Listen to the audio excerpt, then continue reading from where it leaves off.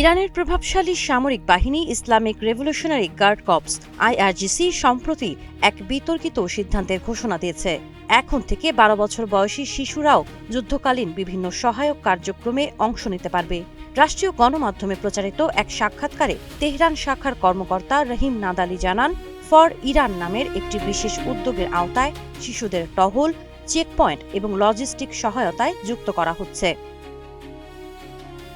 তার দাবি, অনেক কিশোর স্বেচ্ছায় অংশ নিতে আগ্রহ দেখাচ্ছে, যার প্রেক্ষিতে ন্যূনতম বয়স কমিয়ে ১২ করা হয়েছে। ফলে এখন ১২ থেকে ১৩ বছর বয়সীরাও এসব কার্যক্রমে অংশ নিতে পারবে। তবে এই সিদ্ধান্ত আন্তর্জাতিক মহলে তীব্র উদ্বেগ সৃষ্টি করেছে। জীবন অবাক না করলে কে করবে? ২৮% মিল্ক ফ্যাটের অবাক করার সাথে ফ্রেশ মিল্ক পাউডার। জীবন অবাক করুক প্রতিদিন।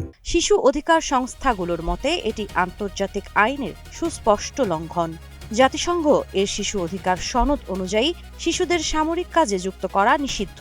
অথচ ইরানের এই পদক্ষেপ সেই অঙ্গীকারকে সরাসরি চ্যালেঞ্জ করছে। মানবাধিকার সংগঠনগুলোর তথ্য বলছে এটি নতুন কিছু নয়। ২০২২ সালে মাহসা আমিনি বিক্ষোভ চলাকালেও শিশুদের নিরাপত্তা দায়িত্বে দেখা গিয়েছিল। অ্যামনেস্টি ইন্টারন্যাশনাল এবং হিউম্যান রাইটস ওয়াচের মতো সংস্থাগুলো শিশুদের আটক ও নির্যাতনের অভিযোগ তুলেছে। বিশেষজ্ঞদের আশঙ্কা, ইরানে বিদ্যমান শিশু শ্রমের সংকটের সঙ্গে এই নতুন সিদ্ধান্ত যুক্ত হয়ে শিশুদের জীবনকে আরও ঝুঁকির মুখে ঠেলে দেবে।